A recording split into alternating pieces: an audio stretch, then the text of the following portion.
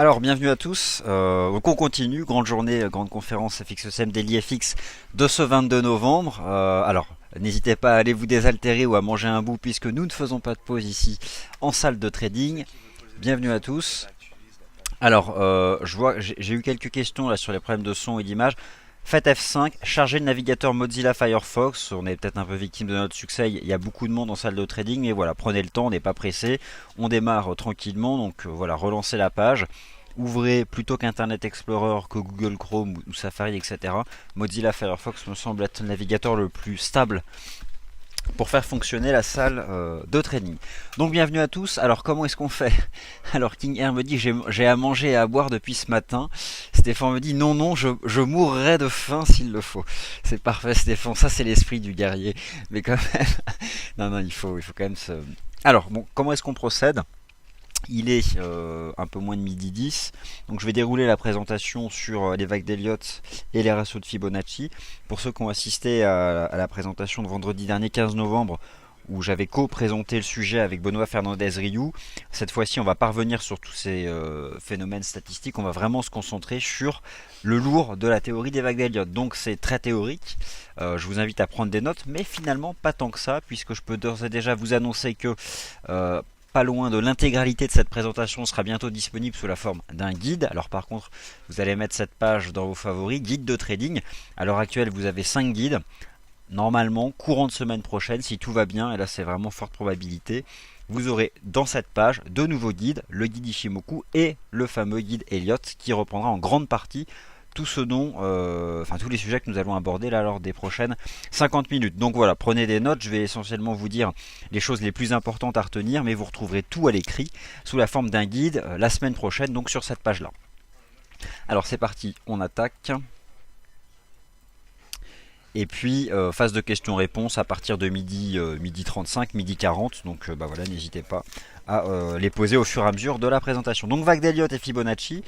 Alors, si vous étiez présent la semaine dernière ou pas, je vous rappelle que la théorie des vagues d'Elliott ne doit pas être confondue avec l'analyse fractale des marchés financiers. N'oubliez pas, la théorie des vagues d'Elliott fait partie de l'approche fractale des marchés financiers, mais on ne peut pas faire une égalité vague d'Elliott égale analyse fractale.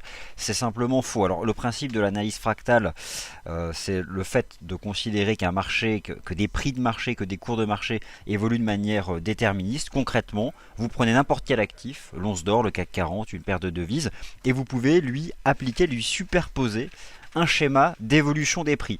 Alors un schéma d'évolution des prix, c'est un comportement des prix bien précis qui reviendrait à chaque fois de manière récurrente et sur tous les horizons de temps.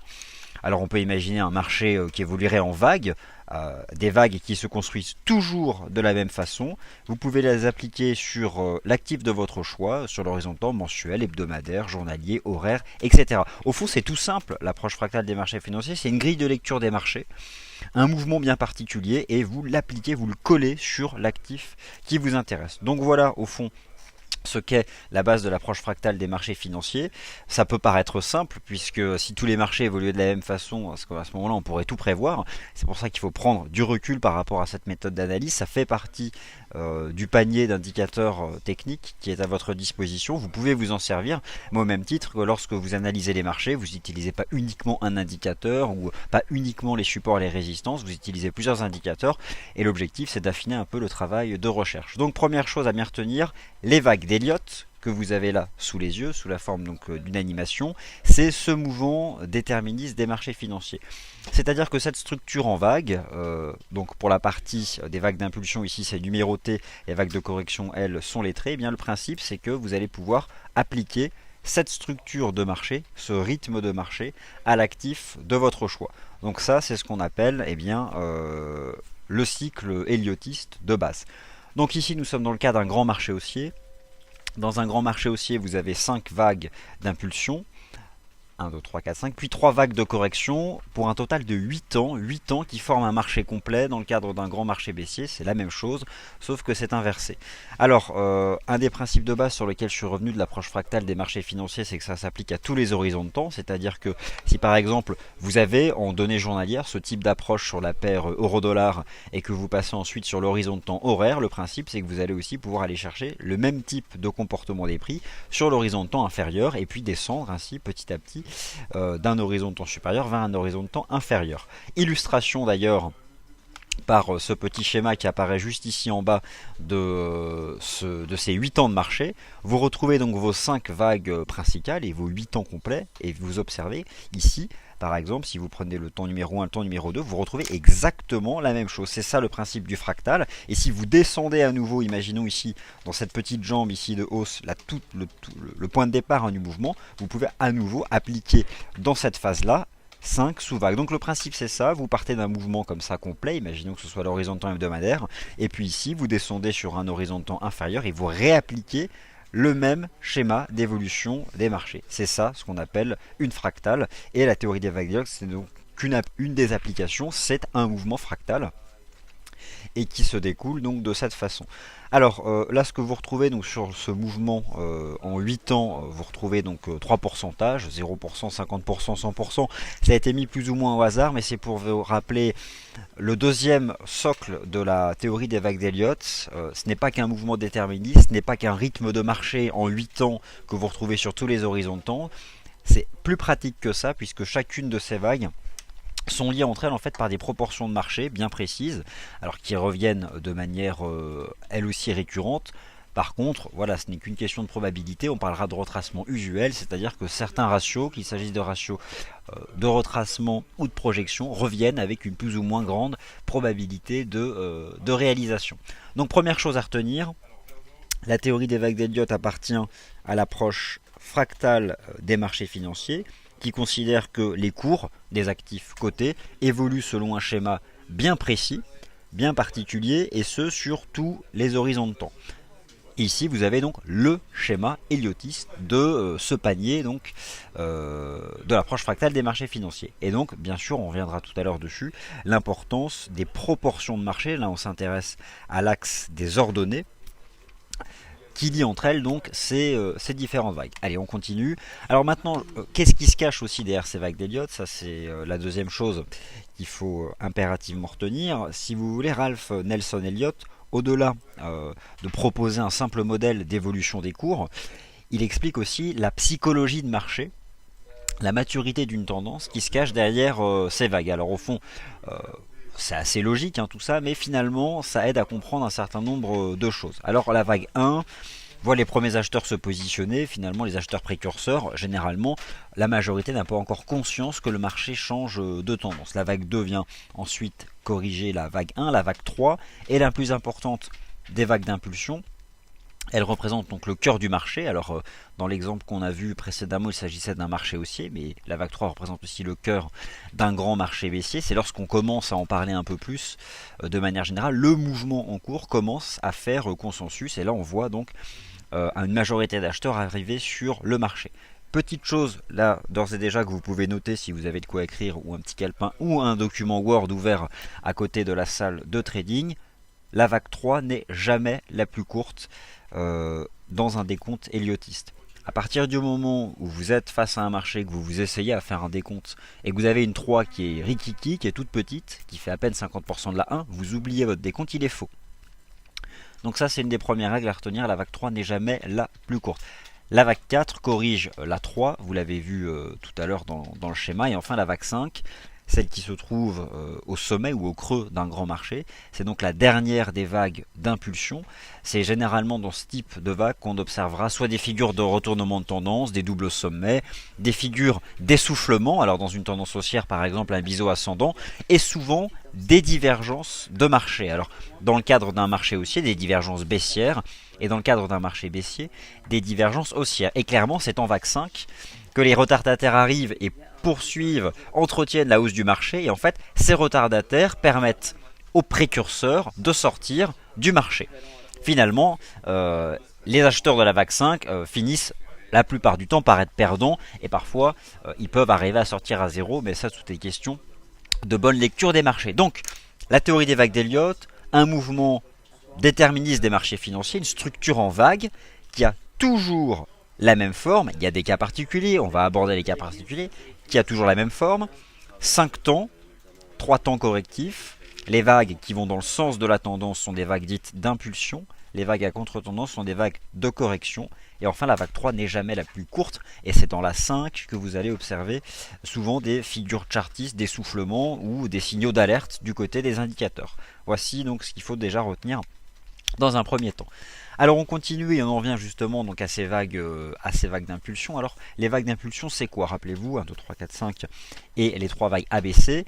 Nous sommes dans le cadre d'un grand marché haussier. Les vagues d'impulsion sont les vagues qui vont dans le sens de la tendance. Donc là, on fait un peu de jargon. Il faut bien être précis sur les termes qui sont utilisés lorsque vous allez par exemple lire un décompte Elliottiste. Lorsqu'on parle d'une vague d'impulsion, on ne parle pas de la 2 ni de la 4. On parle de la numéro 1, de la numéro 3 et de la numéro 5. C'est donc celles qui vont dans le sens de la tendance. Vague 1, vague 3 et vague 5 sont des vagues d'impulsion. Alors il y a quelques règles que j'ai essayé de rassembler ici sur ce slide. Des règles en fait qui invalident votre décompte si jamais vous ne les retrouvez pas. Alors première chose, forcément, et là c'est au fond logique, le point bas de la 2 ne peut jamais s'inscrire sous le creux de la 1. Sinon vous n'êtes tout simplement plus dans la structure classique de la théorie des vagues d'Elliott. Imaginez simplement que vous avez un temps 1, le temps 2 retrace une partie de la 1, si vous avez un creux de la 2 qui arrive sous la vague 1, bah c'est que votre décompte c'est complètement faux. Donc ça au fond c'est assez normal, mais c'est toujours bon à retenir. Règle hyper importante, peut-être au fond la plus importante, la 4, le creux de la vague 4 ne peut jamais casser le sommet de la vague 1 en clôture. Alors il peut y avoir une pénétration avec une mèche basse de marché, mais en aucun cas le point bas de la vague 4 peut casser donc le top de la 1. La 3, on l'a vu, n'est jamais la plus petite des vagues d'impulsion. Pour certains puristes, elle est forcément la plus longue. Donc la vague 1, vague 3, vague 5, notez bien ça, il s'agit des vagues d'impulsion qui vont dans le sens de la tendance. Et enfin la vague 2, la vague 4, qu'est-ce que c'est? Alors vous vous rappelez tous du schéma qu'on a vu tout à l'heure. La vague 2 corrige la 1 et la vague 4 corrige la 3. Alors là on parle de vagues de correction. Il y a un principe de base à retenir, c'est le principe d'alternance, et là aussi ça va vous aider à essayer d'appréhender le rythme de marché. C'est-à-dire que si vous avez une vague 2 simple, il est souvent très probable de voir qu'une vague 4 avec une structure plus complexe se dessine. Alors qu'est-ce que c'est une structure plus complexe? C'est par exemple un triangle. Voilà, c'est une forme de consolidation qui prendrait donc une représentation chartiste plus complexe qu'un simple pullback par exemple sur un niveau de support. Alors on continue la théorie, je vous avais dit ça allait être très rébarbatif, mais il faut maîtriser pour s'intéresser, simplement pour lire des décomptes, parce que vous pouvez en voir à droite à gauche des décomptes, il faut maîtriser un certain nombre de choses pour pouvoir déjà comprendre et interpréter les décomptes qui vous sont proposés. On viendra bien sûr tout à l'heure à quelques exemples de marché. Je vais juste regarder l'heure. Voilà, c'est bon, il est midi 20, donc on a le temps. Alors, je vous ai parlé tout à l'heure de cas particuliers concernant les vagues d'impulsion. Alors, vous vous rappelez, la vague d'impulsion, la numéro 1, la numéro 3 et la numéro 5. La 1, le point de départ du mouvement. La 3, le cœur du mouvement. Et la 5, la fin du mouvement. On continue quand même de monter, mais c'est au fond l'ultime jambe de hausse. Alors, il y a deux choses à retenir, puisque tout à l'heure je vous ai expliqué que le principe de l'analyse fractale et donc de la théorie des vagues d'Elliott, puisqu'elle appartient à cette ludothèque d'outils techniques, c'est qu'elle s'applique sur tous les horizons de temps. Et vous retrouvez ce type de décompte sur tous les horizons de temps, en partant toujours de l'horizon de temps à plus long terme vers un horizon de temps à plus court terme. Retenez ça, les vagues d'impulsion, la numéro 1, la numéro 2, la numéro 3 se sous-décomposent elles-mêmes en 5 vagues. Elles sont dans le sens de la tendance. Vous devez à l'intérieur identifier, au moins visuellement, 5 temps bien précis. Et les vagues au contraire qui vont à contre-tendance se sous-décomposent en 3 temps. C'est comme ça que vous passez donc d'un horizon de temps supérieur à un horizon de temps inférieur. Mais il y a des cas particuliers. Donc ne soyez pas choqués par exemple, et on le verra tout à l'heure sur la paire USD-Yen. Je vais vous proposer un décompte sur la paire USD-Yen avec notamment une grande vague 3 qui a eu lieu entre l'automne 2012 et le printemps 2013. Elle est énorme cette vague 3 et il y a 9 temps à l'intérieur. Alors vous allez me dire mais c'est une vague d'impulsion, elle n'est pas censée se décomposer en 5 vagues. Eh bien non, rappelez-vous ce qu'on a dit au début, la vague 3 n'est jamais la plus courte et pour certains analystes est forcément la plus longue. Peu importe, c'est la seule à l'intérieur de laquelle vous pouvez identifier jusqu'à 13 vagues. Alors de 9 à 13 vagues, soit 5 soit 9, soit 13 vagues. Et au fond, c'est logique puisque c'est le cœur du marché. C'est un marché en pleine tendance, en pleine maturité, qui se développe et qui rallie progressivement la majorité des acheteurs. Au contraire, la 5, alors la 5, elle est souvent mal construite. On parle d'une vague 5 en invalidation lorsque son sommet en fait ne franchit pas le top établi par la 3. Vous reconnaissez tout de suite ce dont on vient de parler d'un point de vue chartiste. Lorsqu'on revient sur un niveau de résistance, qu'on ne le franchit pas et qu'on repart à la baisse, c'est la deuxième fois qu'on teste ce niveau. Il s'agit d'un, oui je l'ai entendu, un double sommet. Voici en fait comment chartisme et vague d'Elliott finalement se rejoignent. Une vague 5, c'est la plus faible des vagues d'impulsion. Lorsque le top de la 5 va chercher le top de la 3 et qu'on échoue à franchir le top de la 3, et bien au fond, le marché est en train de construire un double sommet. Et là finalement tout devient logique, le double sommet en chartisme, c'est une figure standard d'inversion de tendance, une 5 qui ne dépasse pas le top de la 3, c'est donc un cas particulier de vague 5 dit en invalidation. Et enfin, et ça c'est une figure qui potentiellement est en train de se construire sur l'indice S&P 500, toujours garder à l'esprit que la vague 5 est une vague un peu tronquée, mal faite, mal construite, parce que les précurseurs commencent déjà à sortir du marché. Ceux qui sont rentrés avant tout le monde savent qu'il faut prendre justement ces bénéfices avant tout le monde. Bref, c'est dans ce type de figure que vous allez, et je dis bien très souvent, observer la formation de configuration en biseau ascendant. Alors le biseau ascendant, on regardera tout de suite juste après à quoi ça ressemble, mais c'est une figure chartiste d'essoufflement de la tendance. C'est par exemple ce qu'on a eu sur le CAC 40 en 2000. Au sommet de la bulle internet, le CAC 40 a construit ce type de figure, une configuration chartiste donc en biseau ascendant. Au même moment, alors pas au même moment, mais en 2007, cette fois-ci, rappelez-vous ce que les indices européens avaient construit. Il y avait eu sur l'indice CAC 40 une formation en tête-épaule. Vous aviez eu sur l'indice allemand DAX 30 un triangle ascendant. Tout ça pour dire que c'est souvent en vague 5 que vous allez identifier un marché qui commence à devenir latéral. Des phases de transition latérale où se développent des divergences négatives d'indicateurs. Bref, tout ça, c'est des signaux d'alerte sur le fait que le marché est potentiellement en vague 5. Alors, phase latérale, divergence négative, ça vous rappelle peut-être quelque chose, peut-être là en ce moment qui concernerait les indices. On verra tout à l'heure sur le S&P 500, on peut avoir ce type d'approche. Et le S&P 500, c'est clairement le guide pour la tendance des prochaines semaines. Alors, vague d'impulsion en biseau, je vous en parlais à l'instant, je me permets de vous montrer exactement, concrètement à quoi ça ressemble. Alors pourquoi est-ce qu'on parle d'une vague 5 qui est souvent un peu tronquée? Là finalement vous retrouvez le décompte que je vous ai proposé tout à l'heure, mais cette fois-ci appliqué à un scénario de marché qui se terminerait donc par un biseau ascendant. Vous retrouvez ici donc votre premier temps de hausse, rappelez-vous le cycle Elliottiste de base, un deuxième temps qui vient retracer une partie du premier temps, et on va travailler ces ratios de retracement juste après. Vous avez un troisième temps qui lui, de manière extrêmement standard, est la vague la plus importante. Un quatrième temps qui retrace à nouveau votre troisième vague, et derrière donc une vague 5. Rappelez-vous, une vague 5, vague d'impulsion, elle se sous-décompose en 5 temps. Mais finalement, vous observez, là, elle est très tronquée, on sent que ça s'essouffle, on peine en fait dans ce cinquième temps à conserver la dimension verticale qu'avait précédemment le mouvement. Donc, visuellement, on constate que la tendance haussière s'essouffle. D'un point de vue chartiste, pour les partisans de l'utilisation des figures chartistes, vous identifiez une formation en biseau ascendant. Et enfin, Ralph Nelson Elliott vous rappelle que c'est traditionnellement à la fin d'un grand marché haussier, donc le cinquième temps, qu'on observe ce type de figure. Mais Ralph Nelson Elliott va beaucoup plus loin, puisqu'il vous précise à quoi doit ressembler précisément ce biseau pour valider ce type de structure d'essoufflement. C'est un cas particulier, la vague 5 en biseau, puisque à l'intérieur vous identifiez 5 temps, jusque là tout va bien. Une vague d'impulsion se sous-décompose en 5 temps. La grande 5 est une vague d'impulsion, il est donc tout à fait standard d'observer à l'intérieur 5 temps. Par contre, cas particulier, chacun de ces 5 temps se sous-décompose en 3 temps. Le numéro 1, le 2, le 3, le 4 et le 5 en 3 temps. Donc retenez bien ça, on observe souvent ce type de figure en vague 5 à la fin donc d'un grand marché haussier. Alors, jusqu'à présent, on a beaucoup parlé des vagues d'impulsion. J'imagine que vous avez déjà noté un certain nombre de choses. Vous avez peut-être des questions, j'y répondrai.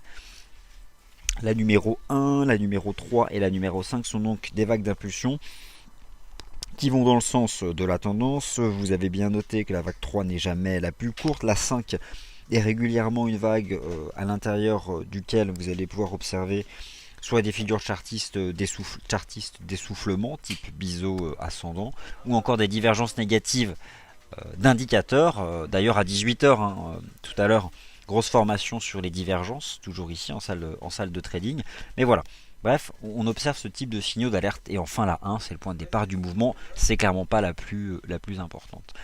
Les vagues maintenant de correction, alors qu'on soit bien d'accord sur ces vagues de correction, ce sont celles qui se développent, rappelez-vous, dans le temps numéro 2, dans le temps numéro 4, la 2 retraçant un pourcentage de la 1, la 4 retraçant un pourcentage de la 3. Ok, ça c'est bien mignon, mais quelle forme elles ont selon cette approche fractale donc des marchés, qui est la théorie des vagues d'Elliott. Alors il y a deux types de corrections, enfin dites en tout cas irrégulières, dites régulières pardon, puisqu'il y a des formes de correction irrégulières. Il s'agit soit d'un flat, soit d'un zigzag. Alors le flat, c'est le mot anglais plat, concrètement il s'agit d'une consolidation à plat. Là aussi c'est quelque chose que vous observez de manière assez traditionnelle. Voilà, c'est une vague de consolidation qui prendrait par exemple la forme ici d'un trading range, une consolidation à plat après un mouvement vertical avant que la hausse ne reprenne. Et enfin vous avez une forme de correction cette fois-ci plus profonde qui peut concerner des marchés aussi un peu plus faibles, une correction en zigzag, avec donc un point bas de la C qui se retrouve nettement en dessous du point bas établi ici par ce premier temps correctif. Alors pourquoi ABC et pourquoi plus des vagues numérotées? Ça c'est aussi, ça fait partie je dirais du langage elliotiste, c'est-à-dire que les vagues d'impulsion sont numérotées. Les vagues de correction sont lettrées. Ça fait partie du cadre général. C'est vraiment important de comprendre ça. Donc pour les vagues de correction, déjà notez bien ça. Il s'agit soit d'une phase de consolidation à plat, soit d'une phase de consolidation ici en 3 temps, un ABC. Et maintenant on va voir un peu quelles sont les particularités de ces deux vagues de correction standards. Et puis nous passerons en revue quelques vagues de correction dites irrégulières qu'on peut donc retrouver. Alors, les vagues de correction, à l'intérieur, bien sûr, rappelez-vous, toute cette approche en vague s'applique à tous les horizons de temps. L'idée, pour identifier telle ou telle structure de correction, il faut pouvoir procéder à sa décomposition, à son décompte. Donc ABC, les 3 temps d'une vague de correction. La vague A se décompose toujours dans le cas d'un flat, toujours en 3 temps, la B en 3 temps, et la 5 en 5 temps. Par contre, dans le cas d'un zigzag, il s'agit d'une 5, 3, 5. Alors là c'est très important, on dit d'ailleurs souvent que la A donne un peu le tempo, parce qu'à partir du moment où, imaginez, vous avez donc un premier temps correctif, une 1, et puis là le marché commence à corriger, nous fait 3 temps et puis repart, eh bien vous pouvez déjà exclure le fait que le marché va consolider sous la forme d'un zigzag. Bref, c'est pour ça qu'on dit que la A donne le tempo. Si à l'intérieur de votre temps A, premier temps correctif, vous identifiez 5 temps, il s'agira, selon toujours cette lecture, d'un zigzag, et dans le cas contraire, il s'agira d'une correction à plat, qui s'appelle donc un flat, pour reprendre un peu le verbiage propre à la théorie des vagues d'Elliott. Donc ici, j'ai retenu quelques données importantes à retenir pour ces vagues de correction. Le point commun de toutes les vagues de correction, c'est que le temps, les traits B se décomposent toujours en 3 temps, là c'est toujours en 5 temps, et finalement la seule différence qu'il existe, c'est sur le point de départ de cette vague de correction, celui qui est lettré A, soit en 3 temps, soit en 5 temps, 3 temps pour un flat, 5 temps pour un zigzag. Et enfin, peut-être quelque chose d'important à retenir, puisqu'on est quand même là pour faire de la prévision de marché, et pour ma part, la façon la plus intéressante d'utiliser cette théorie, c'est justement ces proportions de marché, alors les ratios de retracement d'extension. On va en reparler en détail, mais on parle souvent, et vous avez souvent entendu parler du A égale C. Concrètement, le temps A qui aurait la même amplitude, la même hauteur sur l'axe des ordonnées que le temps C. Alors les vagues de correction irrégulières, concrètement il s'agit, on l'a vu tout à l'heure, de flat. Alors c'est la correction en 3 temps à plat qui elle seule peut avoir une forme irrégulière. Alors concrètement, c'est-à-dire que la B peut aller chercher parfois un poil plus haut que le point de départ de la A, voire même beaucoup plus haut, ou que la C n'est pas forcé d'aller chercher le point bas de la A. Alors ici il s'agira vraiment d'un cas de force haussière du marché, on parle d'ailleurs de flat en running. En fait simplement imaginez. Nous avons ici donc une vague 1, Ok, aucun souci. Et puis là on commence donc un second temps. Rappelez-vous, vague de correction en 3 temps. Et vous avez donc A, B, C. Et finalement, la fin de votre consolidation se situe au-dessus du top de la 1. Ça veut tout simplement dire que vous êtes dans un marché fermement haussier qui consolide même pas à plat, il fait même pas de pullback sur un support, il consolide en montant légèrement. Et ça, vous avez déjà observé ça dans des marchés, des pauses parfois de marché, mais avec un marché qui continue d'évoluer moins vite qu'avant, mais qui continue d'évoluer à la hausse. Alors ça, c'est dans des marchés extrêmement puissants que vous allez observer ce type de figure, le flat en running, une consolidation à plat légèrement haussière. Alors ça peut être un tout petit canal avec une pente légèrement haussière. Bref, c'est dans des marchés extrêmement, donc extrêmement puissants. Et donc, de manière assez rare, vous avez une B qui peut dépasser le top de la 1, ça c'est quand même extrêmement rare dans ce type de marché et assez souvent d'ailleurs ici vous allez pouvoir observer la formation de divergences négatives. En tout cas retenez simplement pour conclure sur ces vagues de correction soit le flat soit le zigzag et que seul le flat peut avoir une forme irrégulière. Alors j'espère que j'ai pas perdu trop de monde, je vois que non, il y a toujours autant de monde. Ne vous inquiétez pas, tout ceci a été posé à l'écrit au sein d'un guide avec encore plus d'illustrations. Alors, là c'est important à bien travailler cette figure-là, le triangle. Alors le triangle héliotiste, c'est pas le triangle standard, hein, c'est pas le petit triangle que vous allez pouvoir tracer un peu comme ça visuellement, sans s'attacher à bien observer sa structure. Le triangle héliotiste, il y a deux choses à retenir. Très souvent, voire presque tout le temps en vague 4. Donc la dernière phase de transition latérale avant que le marché en sorte par le haut et puis finalement c'est la fin. Dans le cadre d'un marché haussier, hein. C'est bien sûr à l'envers dans le cadre d'un marché baissier. Donc tous les types de triangles se retrouvent hein, parmi la série des triangles héliotistes, hein, triangle symétrique, des formations élargies, triangle rectangle, triangle ascendant, triangle descendant. Mais le point commun c'est qu'à l'intérieur vous avez 5 temps. Et chacun de ces 5 temps se sous-décompose en 3 temps. Ça c'est très important pour la structure du triangle. Et ensuite il y a bien sûr des règles de proportion et on va en venir ici. On va les aborder juste après. Alors, on en vient maintenant à la partie des proportions. Vous l'avez compris, la théorie des vagues d'Elliott, c'est donc une approche déterministe des marchés, c'est un schéma de marché en vague que vous pouvez superposer à tous les actifs qui vous intéressent. Ok, certes, tout ça c'est bien mignon, mais après concrètement, comment est-ce que je peux savoir qu'on arrive au creux de ma vague 2 qu'il faut que j'achète? Ou comment est-ce que je peux savoir qu'on arrive au top de ma 3 ou de ma 5 et que je dois prendre des bénéfices? Et ça c'est justement la grande question. Ralph Nelson Elliott est parti du principe, c'est une observation, que la plupart des actifs évoluaient en vague. Ok. Deuxième observation, il y a une structure qui revient de manière récurrente. Ok. Troisième observation, cette structure a aussi des règles internes qui reviennent de manière récurrente. Nous venons d'en voir les éléments principaux. Mais tout ça c'est toujours bien gentil, comment concrètement je sais que j'achète et que je vends? Eh bien il a rajouté quelque chose de très intéressant, c'est-à-dire que toutes ces vagues sont liées entre elles par des ratios d'amplitude, des ratios de prix, des proportions, des pourcentages. Chacune des vagues est liée entre elles soit par un coefficient de retracement, soit par un coefficient multiplicateur. Et là tout de suite, eh ben, ça permet d'attraper ou de tenter d'attraper des points bas ou des points hauts, ou en tout cas de déterminer à l'avance des points forts sur lesquels le marché va réagir. Alors le lien entre Leonardo Fibonacci, qui est donc un mathématicien, et Ralph Nelson Elliott, déjà ils n'ont pas vécu à la même époque. Alors vous pouvez tout de suite oublier ce lien, peut-être si mes souvenirs sont bons, 800 ans doivent les séparer. Il y en a un qui a vécu au XIIe siècle et un autre au XXe siècle.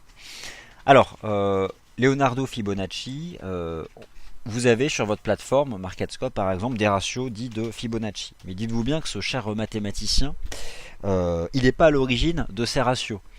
Ça c'est juste une extrapolation, il n'a en aucun cas écrit quelque chose sur ces ratios. Par contre, Leonardo Fibonacci, il a établi une série mathématique. Alors c'est une série de nombres entiers.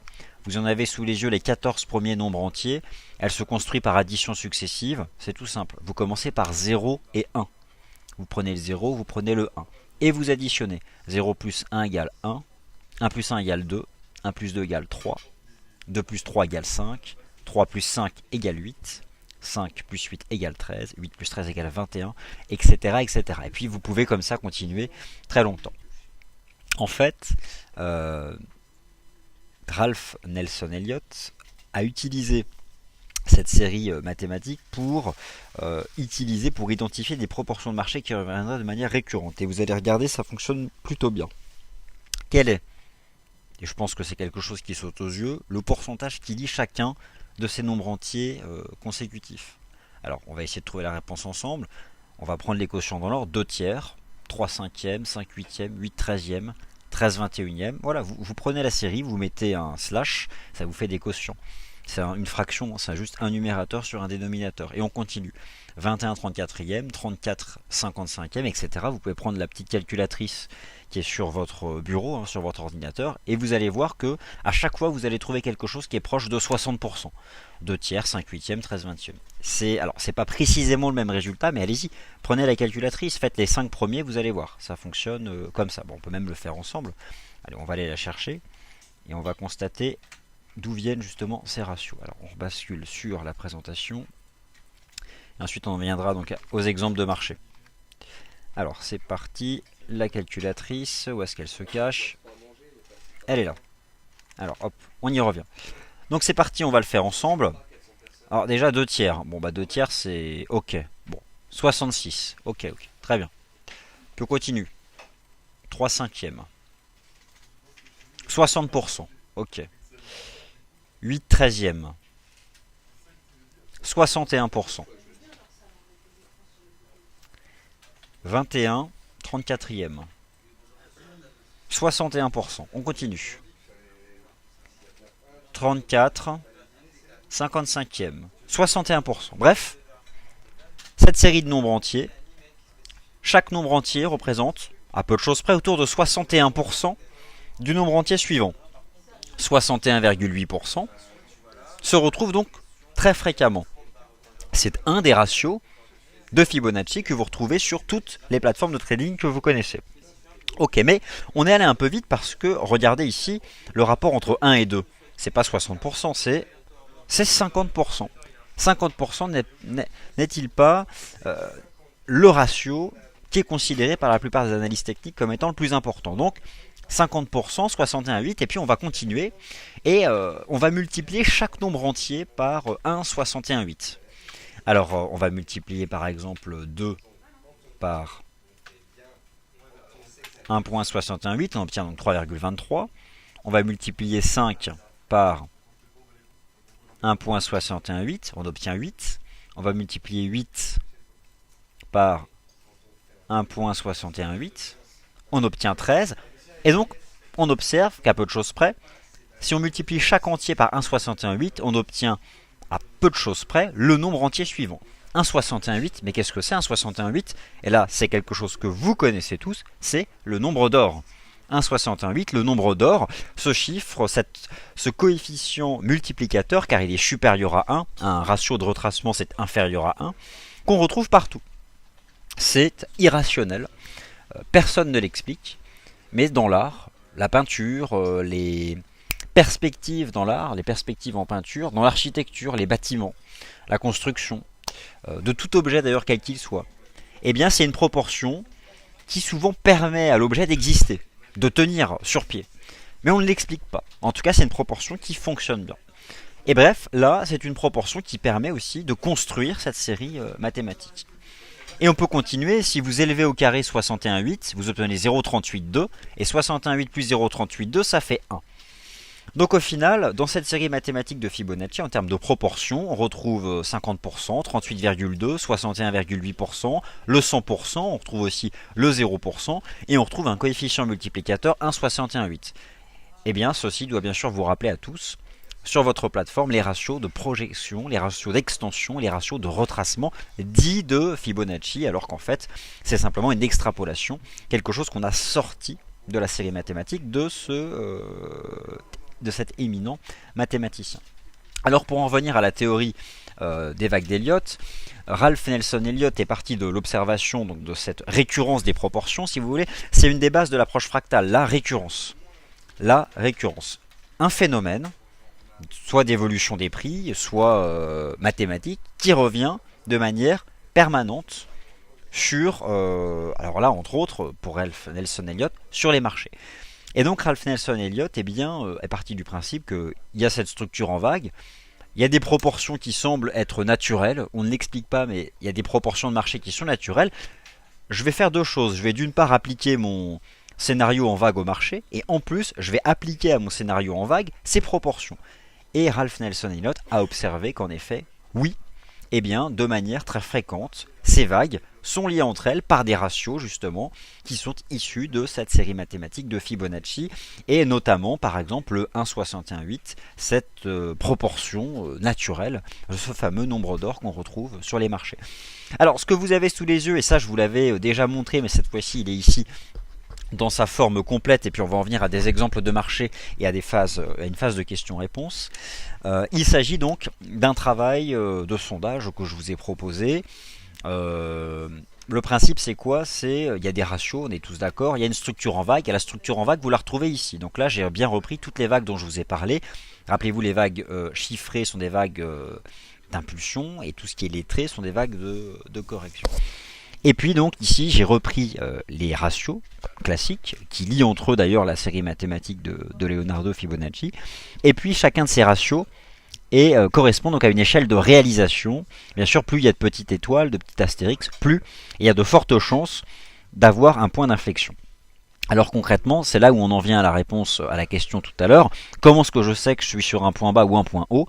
Eh bien si par exemple vous avez votre vague 1 et que vous cherchez à obtenir un point bas, l'idée c'est de savoir où la vague 2 va se terminer. Et pour ça vous avez deux choses, rappelez-vous la structure de la vague 2, une vague de correction en 3 temps, soit un flat, soit un zigzag. Et rappelez-vous la sous-décomposition. Donc d'une part, vous vous concentrez sur la structure, et puis enfin, sur le pourcentage pour essayer d'aller identifier donc à un stade précoce le point bas de cette 2. Et il s'avère que dans la plupart des cas, c'est 61,8% de la 1 qui est retracé par la 2. Donc votre troisième temps de la 2 doit faire un point bas à 61,8% de l'amplitude totale balayée donc par la vague numéro 1. Donc ce tableau, bien sûr, il sera disponible dans le guide qui sera en ligne très probablement la semaine prochaine dans la file, dans la page. Je vous en ai donné le lien d'ailleurs, il est toujours ici dans la file commentaires. Donc je vous invite à tenter de l'utiliser le plus souvent possible. Et puis on va tout de suite voir sur la plateforme d'ailleurs concrètement comment ça fonctionne, puisque là j'imagine que vous avez des questions notamment pour les ratios d'extension. Alors comment ça fonctionne? Ce ratio d'extension, on va prendre un exemple et puis après on va continuer sur des exemples de marché. Ici j'ai donc écrit comment le lire, la vague 3. Alors, la vague 3, comment est-ce qu'on peut, rappelez-vous, nous avons un premier temps, un deuxième temps. Là pour vous, vous avez tout. On a fait un retracement hyper classique, disons 50%, 61,8 dans le deuxième temps. À l'intérieur, vous avez d'ailleurs identifié un zigzag, rappelez-vous, A, B, C. Il y a 5 vagues, puis 3, puis 5. C'est hyper classique. Du point de vue de la structure du mouvement et de la proportion, vous vous dites, c'est une bad vague 2, j'achète. Stop 30 points, et c'est parti. Ok, ça c'est pour le trading. Mais maintenant, jusqu'à quand je garde? Parce que ça aussi c'est bien d'attraper un point d'entrée grâce à ces ratios de retracement. Mais je vends où? Et bien là, faites confiance au ratio d'extension. L'idée c'est donc d'appliquer un de ces coefficients à l'amplitude de la 1 et en partant du point de départ de la 2. Alors si on revient d'ailleurs sur la plateforme et après on va revenir sur des décomptes en direct, je vais vous le montrer puis je vais répondre maintenant à vos questions. Alors c'est parti. Je vais vous montrer tout simplement l'outil qu'il faut utiliser. Donc on va partir ici par exemple sur la paire USD-Yen. Donc l'idée c'est quoi pour identifier la 3, vous prenez l'amplitude de la 1 que vous reportez au bas de la 2. Mais avec quel outil sur la plateforme? Très simple, vous avez ici donc un bouton F, voilà, ajouter un nouveau Fibonacci, c'est tout simple. Vous ouvrez ici la petite molette et il y a à nouveau plein de champs. Ces ratios d'extension, donc ce sont tous les coefficients multiplicateurs qui sont supérieurs à 1. Et le retracement, c'est tous les coefficients multiplicateurs qui sont inférieurs à 1. Vous allez ici donc sur le quatrième bouton, ajouter expansion. Alors voilà, bon, ça s'appelle expansion sur la plateforme. Moi dans la présentation et dans le guide, ça s'appellera extension, mais c'est la même chose. Vous allez prendre ici, donc coller au plus haut et au plus bas, et puis c'est parti. Vous attrapez, première étape, l'amplitude d'un mouvement. Donc le point bas et le point haut. Ça, ok. Là, vous ne cliquez sur rien. Vous lâchez le bouton gauche, et avec la souris, en fait, vous pouvez aller attraper le point de départ de n'importe quel autre mouvement. Donc ça, c'est très simple. Pour l'instant, vous n'avez toujours pas cliqué une seconde fois sur le bouton gauche. Vous allez attraper le bas donc de la vague numéro 2, et vous allez à ce moment-là cliquer. Ensuite, vous pouvez ici personnaliser vos ratios. Alors, en standard, la plateforme MarketScope contient déjà quelques ratios classiques, pas tous. Vous pouvez les ajouter en fait tout simplement en modifiant directement ici. Donc je sais pas, par exemple le 1,61,8, on peut cocher le 2,61,8, mais si vous voulez mettre un autre ratio d'extension, voilà, il suffit de prendre le dernier et vous mettez ce que vous voulez. Donc on va mettre le 2,61,8, on va appliquer, et vous obtenez ici donc un certain nombre de ratios. Vous étiez donc ici, vous aviez la conviction d'avoir fait un temps numéro 2, et donc l'idée pour savoir où vendre, où va s'arrêter ce mouvement, et on a vu que finalement, là nous sommes rentrés dans un cas particulier de vague 3, puisque c'est une vague 3 qui elle-même se décompose en nettement plus que 5 temps, c'est une vague 3 extrêmement forte. Eh bien, l'idée c'est de projeter un mouvement passé au point bas du mouvement qui vient de se terminer pour anticiper l'amplitude que pourrait potentiellement prendre le mouvement qui va suivre. Et là encore, soyons réalistes sur cette théorie qui est certes un bel outil, mais soyons réalistes.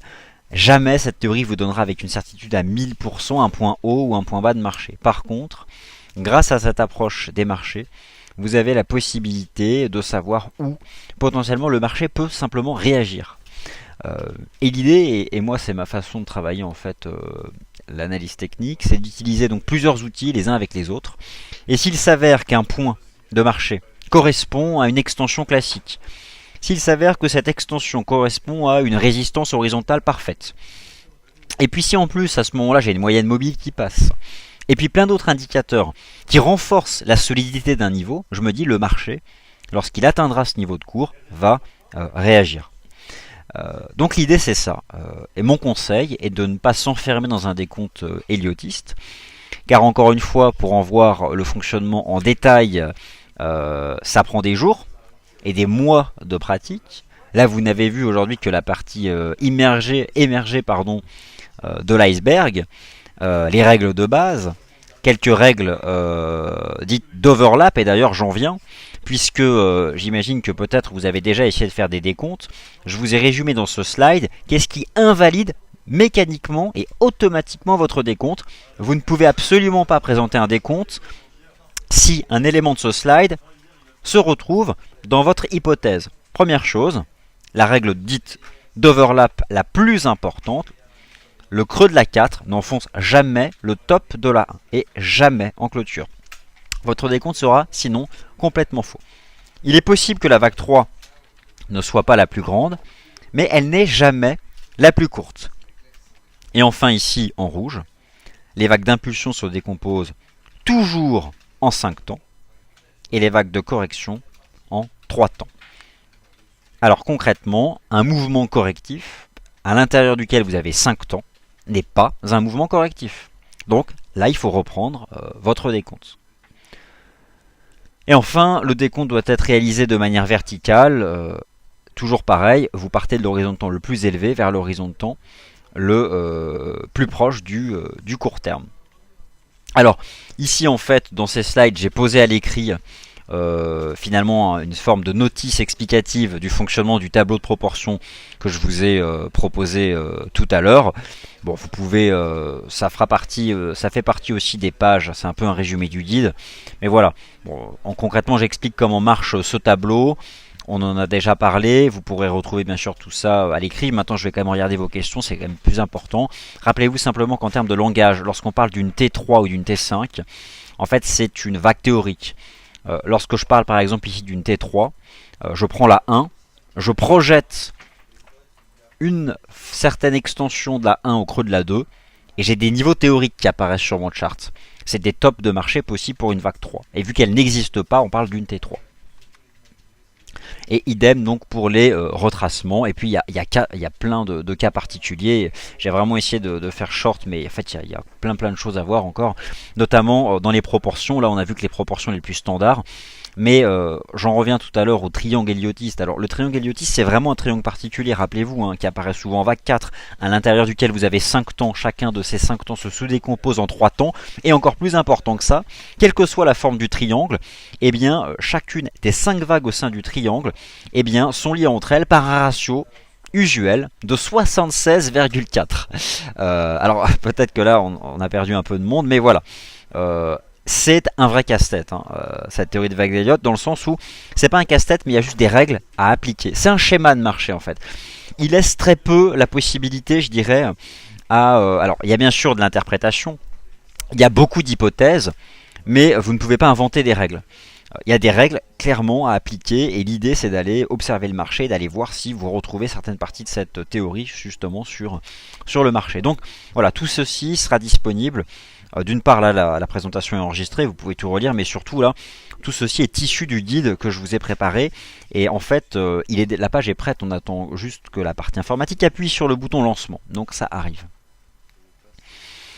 Alors le fameux S&P 500. Vous êtes ici donc sur le graphique théorique hein, de l'indice S&P 500.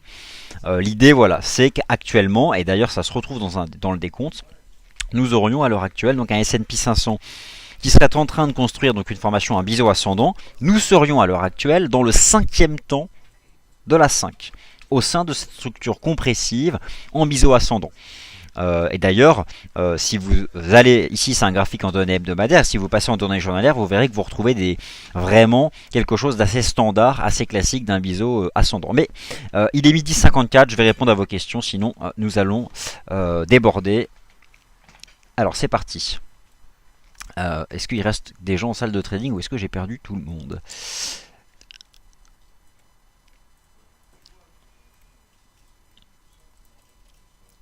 Alors pourquoi y a-t-il une habitude de lier Fibo et Elliott ? Elliott semble plus empirique et moins carré. Alors en fait c'est une habitude. Alors pourquoi c'est une habitude ? Parce que en fait c'est comme ça que fonctionne la théorie. C'est pas une habitude, c'est je dirais l'application la plus moderne actuelle de la théorie des vagues d'Elliott.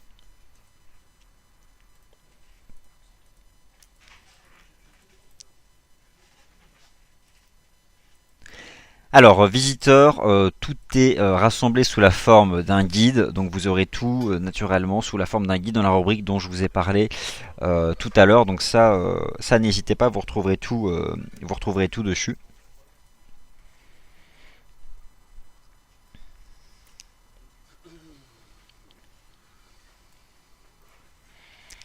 Alors sur l'or en D1, on est à la fin. Alors on est à la fin de vague C, cela voudrait dire que la baisse est finie à 1241. Alors pour ma part, visiteur, justement sur l'once d'or, je n'ai pas du tout cette certitude que nous soyons à la fin. Pour ma part, justement, nous sommes actuellement en train de construire sur l'once d'or justement la fin de ce 5e temps. Rappelez-vous une correction en ABC. Ici, nous sommes dans un grand zigzag d'ailleurs depuis les 1220 $. 5, 3, 5. C'est comme ça que ça se décompose. 5, 3, 5. Nous observons d'ailleurs ici dans le 4e temps de cette 5 de la C une formation en triangle hyper classique à l'intérieur duquel j'ai à nouveau 5 temps. Nous sommes en train d'en sortir par le bas et c'est d'ailleurs pourquoi la correction hebdomadaire du jour est extrêmement importante. La clôture hebdomadaire du jour est majeure. La clôture hebdomadaire du jour est majeure puisque c'est ce soir que nous aurons en cours de clôture un signal de vente assez limpide ici sur les métaux précieux. Que dire de plus sur l'or et l'argent à part que la tendance baissière se poursuit. Alors maintenant sur l'once d'or, nous sommes partis pour avoir une clôture négative. Il y a deux scénarios possibles. Soit nous avons une 5 en invalidation, donc simplement un marché qui irait chercher les bas ici du 22 juin dernier, donc derrière un potentiel double creux. Ou derrière on peut avoir une 5, cette fois-ci beaucoup plus puissante, beaucoup plus forte, Et donc derrière, eh bien, aller chercher par exemple ici les 1000 $. Et je vous rappelle que 1000 $ dans cette structure en ABC représente pile poil ici, regardez, j'ai pris ici l'extension, l'amplitude du premier temps correctif, les traits A, que j'ai reporté au top de la B, et j'obtiens donc deux fois l'amplitude de la A au top de la B, et j'obtiens ici eh bien, un objectif à 999,20 $. Alors clairement nous n'y sommes pas, mais on a tous conscience de l'importance du niveau des 1000 $ sur l'once d'or. C'est un niveau psychologique, un niveau rond, 1000 $. On est resté d'ailleurs plusieurs mois en dessous tout au long de l'année 2008 et 2009, presque une année. On a fini par le franchir, c'est parti. On avait d'ailleurs construit une tête-épaule inversée de continuation sur cette once d'or en 2008-2009. Il s'avère que donc c'est un niveau rond, c'est un niveau chartiste bien évident. Et enfin, c'est une proportion de marché aussi très usuelle, puisque vous avez deux fois l'amplitude de la A reportée donc au top de la B. Donc, un décompte possible ici de cette vague de correction qui a commencé sur l'or en septembre 2011, correction de l'or en septembre 2011. Un décompte que je surveille et que j'expose d'ailleurs depuis quelques temps. Et je pense que si la clôture ce soir est négative comme elle s'apprête à l'être, eh bien, il sera confirmé.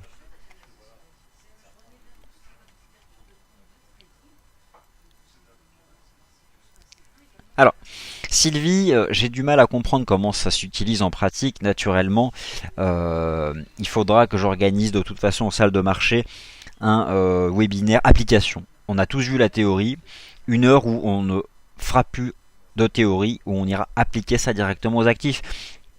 C'est pas évident, ça prend du temps à bien maîtriser. C'est pour ça que dans ce guide, je pense que là où vous pouvez commencer, c'est bien par travailler vos proportions de marché. Prenez des charts, vous enfermez pas forcément dans des décomptes, mais observez les proportions de marché. Les mouvements à contre-tendance, vous allez observer vous-même visuellement que des ratios reviennent, des ratios de retracement reviennent souvent. Idem, vous avez un mouvement qui est terminé, un mouvement de consolidation dans un mouvement aussi, on repart de l'avant. Projetez le mouvement précédent. Voir et vous allez voir le marché réagit comme ça sur des points qu'on identifie à l'aide de ces proportions.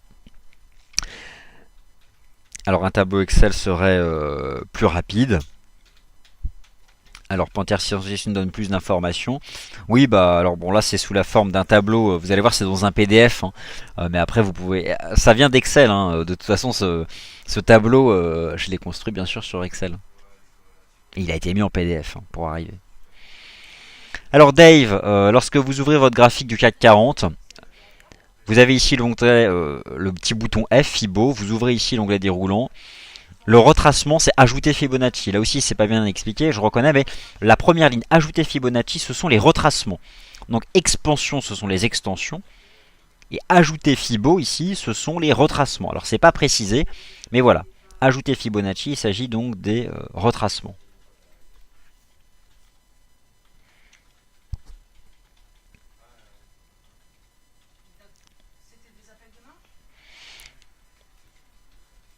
Alors bonjour, oui Pisani, tout à fait. Bonjour Vincent, le nombre d'or est aussi visible à l'échelle astronomique. Gordon Gekko nous rappelle que le nombre d'or 1,61,8 est aussi donc visible à l'échelle astronomique. Comme quoi voilà, des proportions de marché se retrouvent partout.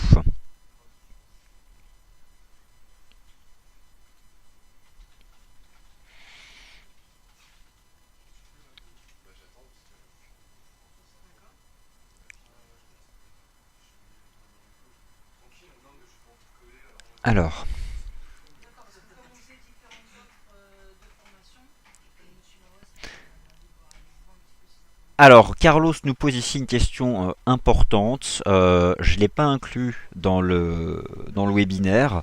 Mais au-delà de ça, il y a parfois des phases de marché dites hors cycle. C'est-à-dire que alors, il y a plusieurs façons d'identifier des mouvements de marché. Parfois, il y a des structures complexes qui peuvent se reproduire. Pour parler plus simplement, vous avez une correction en flat, un 3 temps plat. Ça peut se dédoubler. Ça peut même parfois ça peut arriver 3 fois de suite. Vous pouvez avoir un flat qui dure en fait 3 vagues. Et donc à ce moment-là, on est en dehors d'un cycle classique, c'est quelque chose qui revient avec des phases de transition, un cycle standard séparé par un mouvement indéterminé, et on repart sur un cycle standard, mais toujours dans le même temps correctif.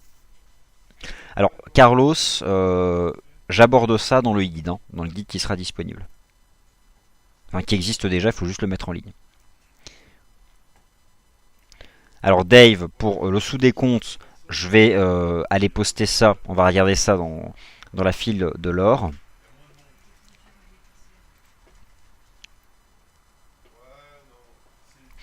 Alors, on va revenir aussi sur le SP500, on reviendra en détail. Écoutez, bon, là on a une grosse formation théorique. Déjà essayer de bien retenir presque par cœur les règles de base. Pour le SP500, je vais aller vous mettre les charts dans le forum, notamment pour le biseau ascendant. Je vais aller vous mettre dans le forum le sous-décompte justement de ce biseau ascendant pour voir justement que ça correspond bien à un cycle héliotiste. Après, vraiment, en effet Bernard, il y a beaucoup de conditions. Vraiment, ne vous enfermez pas, n'allez pas regarder le marché qu'à travers cette lecture en vague. Ce ne sont que des hypothèses. On a plein d'hypothèses de décompte. C'est tout le temps actualisé. Beaucoup de prudence. Mais par contre, quand ça saute aux yeux à l'image de ce qu'on a pu avoir sur l'USD Yen, là c'est quand même beaucoup plus intéressant. Et prenez l'USD Yen en données hebdomadaires. Prenez le tableau que je vous ai proposé. Prenez ce tableau. Prenez ce tableau. Mettez-le ici. Vous avez deux écrans chez vous. Mettez le tableau ici dans la partie gauche. Ce chart, il est disponible. Il sera disponible dans le guide. Vous prendrez le guide, vous prenez la page avec ce tableau de proportion. Ici, c'est évident en données hebdomadaires. Partez toujours de l'horizon de temps hebdomadaire pour avoir votre gros décompte. Ici, votre 1, 2, 3, 4, la 4 en triangle, c'est hyper classique.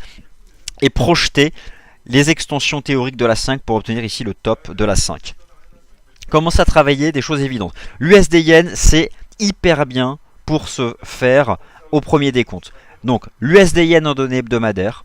Ce tableau, alors ce tableau, bon, vu que le guide n'est pas encore en ligne, ça va arriver je pense d'ici mardi, mercredi. Ce tableau là, je vais vous le mettre tout de suite dans la file USD Yen. Donc la file USD Yen du forum, hein, d'accord, USD JPY, USD Yen, et je vais le remettre aussi dans la file Elliott de manière complète. Je vais vous le mettre tout de suite et commencer peut-être déjà à proposer des choses sur ce chart là. La paire USD Yen dans des hebdomadaires, c'est quand même assez lisible. Il est 13h05, vous retrouvez tout de suite Théophile Gustin pour quelque chose qui va peut-être vous détendre l'esprit après toutes ces conditions fractales pas évidentes. L'approche émotionnelle des marchés, la psychologie de marché, un nouveau webinaire sur la psychologie de marché préparé par Théophile Gustin. Pour ceux qui ont peut-être déjà écouté en salle de trading, il s'agit là d'une version beaucoup plus avancée sur tous les phénomènes psychologiques qui peuvent influencer l'évolution des marchés. Donc c'est parti, restez en salle de trading, c'est lancé dans 2 minutes.